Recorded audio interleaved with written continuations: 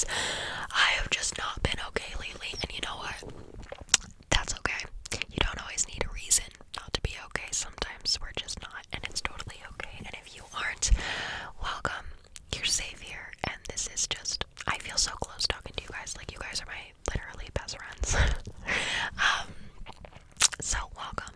If you are, just feeling bleh lately, welcome.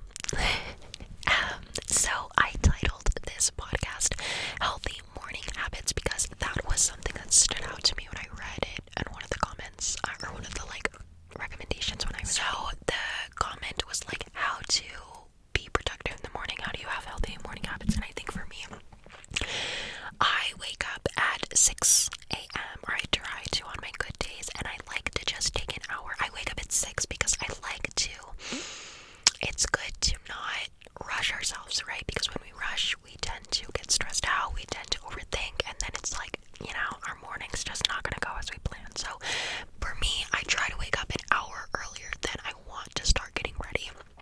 And the reason that I do that is because it gives me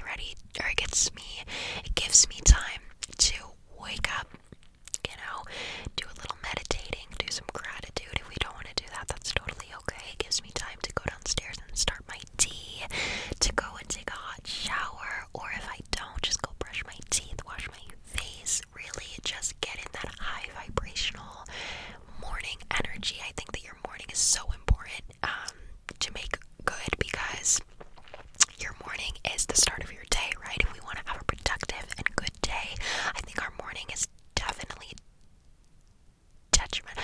Is detrimental bad term? Like, it's detrimental. Yeah, I think that's a bad term. Okay, well, your morning is really important to your everyday. So, just making sure that you have a good one and kind of giving yourself time to wake up and get prepared for the day. I think that is so important. So I think to have a healthy morning is to really give yourself time to, just have a positive one. So go take a warm shower or a bath, go and drink some tea, eat some breakfast, go and, do things that you find, productive in the morning. I think for me, I just like to, like I said, wake up an hour earlier and kind of give myself time to check emails and, wake up and really just open my eyes and get ready for the day. And I listen to my book. Literally, you guys, I cannot recommend this book enough. If you are struggling with loving yourself, if you are struggling with finding your identity, finding you, just finding out who you are, I would read this book. It's called *Home by Cosy, and it's literally, I cannot, it's so good. So yeah, I've been reading that in the morning and just just doing my thing. But I saw that comment. There's a car behind me. I saw that comment and I thought that one stood out to me because I wanted to discuss that. I think that your morning routine is so important to, how you start your day. So, moving on to our other topics. Okay. So, someone said, okay, we should just start with the beginning. So let's start with, I wrote down a lot. We're gonna begin with PTSD. I struggle from PTSD. My childhood, just certain things and certain traumatic events that happened. I have very bad PTSD. For me, it's like hearing a loud bang, or if someone screams. If I hear someone scream, literally, it can be from the park or something. It's like that gives me such bad PTSD, and I just break down into tears, and I don't know why. But I know that it's has a lot to do with my childhood and what I saw as a child and grew up and around. And I think how I deal with that PTSD is different, because PTSD, at least for me, I don't go to therapy. I'm not on any medications, and so for me, I kind of deal with my trauma and my mental health issues all on my own. And so sometimes I don't always do it the right way, but I learn what works for me. And for me, I think that working through my PTSD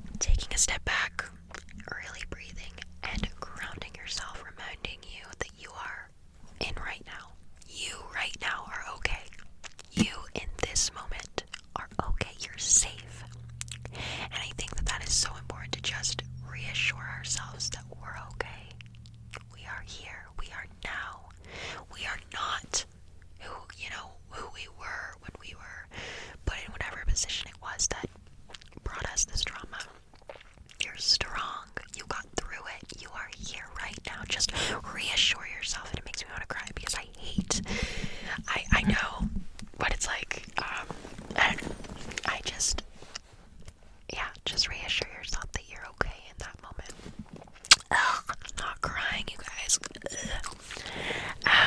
The next one to talk about was, I saw a lot of these comments, and this was, it was just all body positivity, accepting and loving our body image. I have talked about a lot with you guys how I have always struggled with body image issues, and not only that, just loving myself in general, my appearance. And I think that the thing that I can, advise you guys on accepting and loving yourself in your own body. For me, recently I have been, because I've been struggling, I've struggled my whole life with it, and recently I've wanted to kind of begin my self-love process. And so what I do is, I know that all over social media, all you see is these, skinny models and these curvy girls, and just what society views as how all girls should look. And I have to be on social media, it's my job, right? So what I did is I went on my Instagram and I unfollowed everyone. And yes, I mean everyone, and that's fine if you want to stay following your friends, if you want to stay following, famous people. However, unfollow accounts that aren't good for your healing. So if you go on my Instagram, it's ғᴏʟʟᴏᴡ, you'll see all I'm following is positive and uplifting and powerful accounts, just like very high vibrational, happy, positive. Not gonna bring me, don't follow accounts where you're gonna see these unrealistic expectations of what you should look like, or who you should be, or what you should be doing with your life. You're you, and that's okay. You are perfect just the way you are, all of it. And I think that that's the start, is just unfollowing any accounts that make you feel less about yourself. The second thing is, start wearing clothes that flatter your body type. So for me, I've talked about this before, I hate my shoulders. I don't like my hip tips. I hate my feet.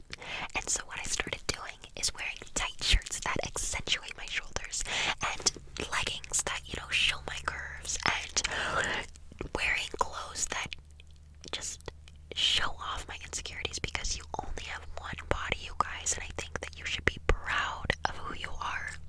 Be proud of it, because you know what? You only get one body. One body, take care of it.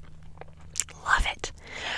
I think the next thing that it's so important for me, at least, is I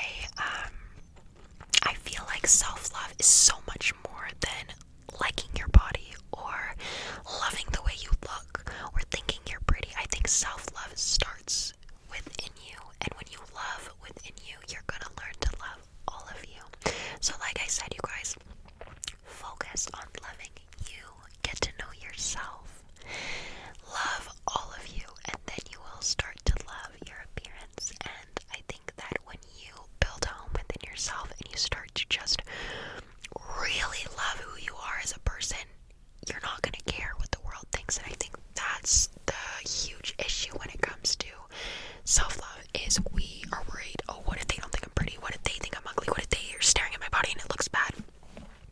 But when you learn to love yourself, it's like, I love me, so who cares what they say, If someone can't love you the way that you love you, they don't need to be in your life. And that is a place where I want to be within my life.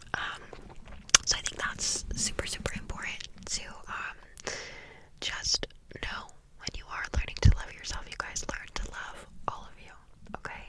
Not just your looks, not just your body. Learn to love you, okay? The next topic that someone commented was social anxiety. Okay, you guys, it may not seem like it, but I have extremely bad social anxiety, and for me, it's different, because for me, I'm an extroverted introvert. So if I am put in a situation where I have to talk, I will, I can talk, but I'm very outgoing and very but inside I'm like, oh my gosh, what if I'm saying the wrong thing? What if they think I'm weird? What if they think I'm stupid? What if I'm and it's literally that anxiety. So I'm an extroverted introvert, whereas my sister is just full on introvert. She gets very bad anxiety when going even in groups of people of 3, and it's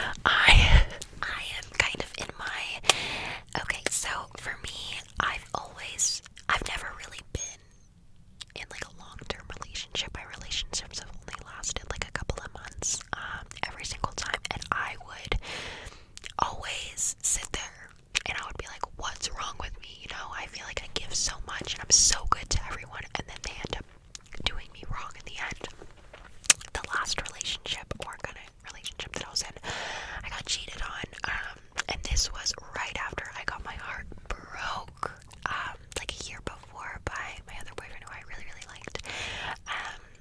And I was just like, like I'm done, like for so long I've been like, yes, like I'm gonna find my soulmate,